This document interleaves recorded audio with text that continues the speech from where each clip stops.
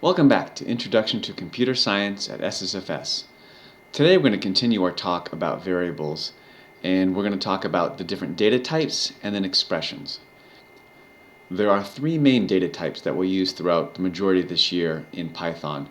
And to demonstrate some of that, let me go ahead and open up PyCharm again, and let me open up the Python console, which can be found under Tools. And the first data type we're going to talk about is one that I'm sure you're all familiar with. It's just an integer.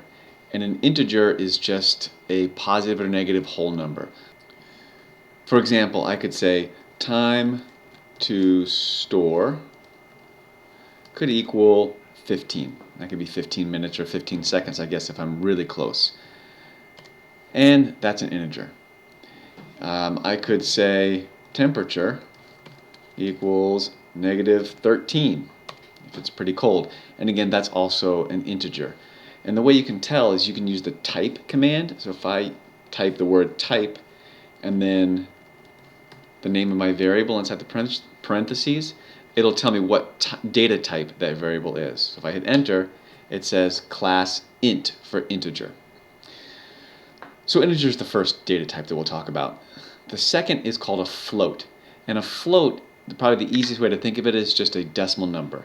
So for example, value of pi equals 3.14. And that's a float. And I can tell if I do type value of pi, it should tell me that it is of class float. So anything that's a whole number is an integer, anything that's a decimal is a float. And the third data type that we'll talk about today is if something's a word. So for example, name equals Brian. This data type is called a string. And anytime you assign a string to a variable, you have to wrap it in quotes. So for example, name equals Brian, Brian's in quotes. And if I do type name, it says str, which is short for string, so it's a string type.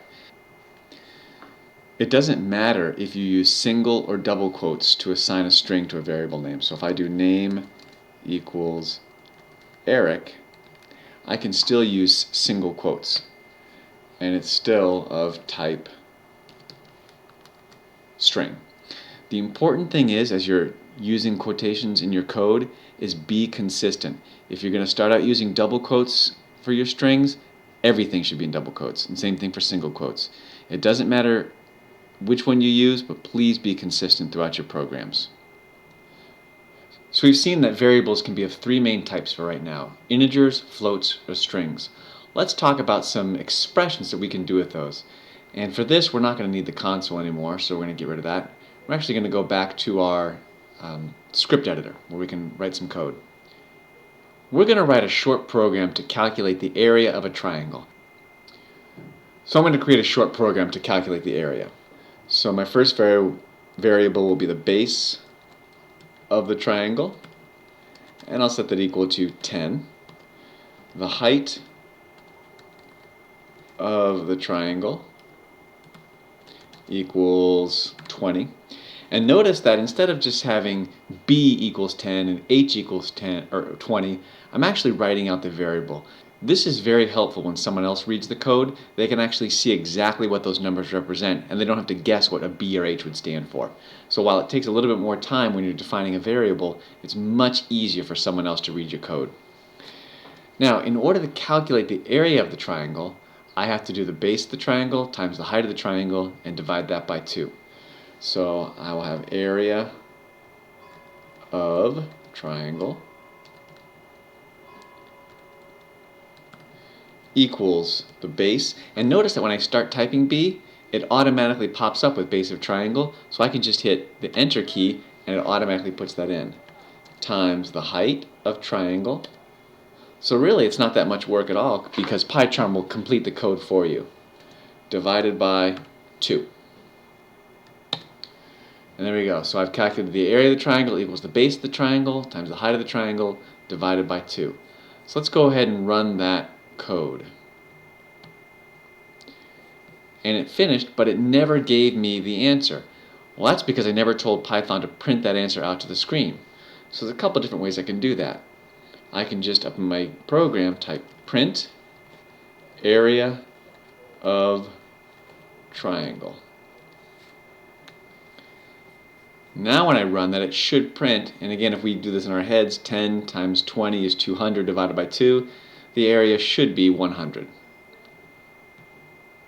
And you can see that it is 100. So our program seems to be working correctly. But just printing out a 100 to the user is not very informative. So we like to give the user a little bit more information. So I'm going to alter my print statement so that it's more descriptive. And I'm going to put in quotes, the area of the triangle is, and then what I'm going to do is I'm going to add a variable to that print statement. So I'm going to put a comma, which tells Python there's more things to come, and I'm going to have it write area of triangle. So it's going to print the area of the triangle is, and then the actual area of the triangle. So let's see what that looks like. And down here you can see the area of the triangle is 100. And again, that tells the user a lot more information. So as a rule of thumb, when you're printing information out for the user to read, be as descriptive as possible. If you're using print statements just to test pieces of your code, you don't have to, but when you're giving information back, make sure you are descriptive. If you have to put in more than one variable, you can separate them by commas. So if I wanted to be more descriptive here, so let's see, the area of a triangle with base, and then base of triangle,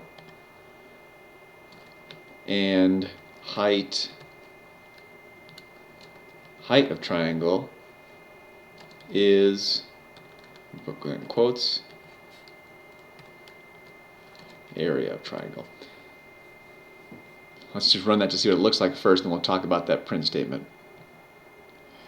So it says the area of a triangle with base 10 and height 20 is 100, and I forgot the t in height. So you notice that every time I wanted to add a new piece of information, I just separated it with a comma. So I put a string here, comma, the variable, comma, some more string, comma, and so on. And this way, if I change this to, let's say, 6 and this to 13, it'll print that information out again. So now it says the area of a triangle with base 6 and height 13 is 39.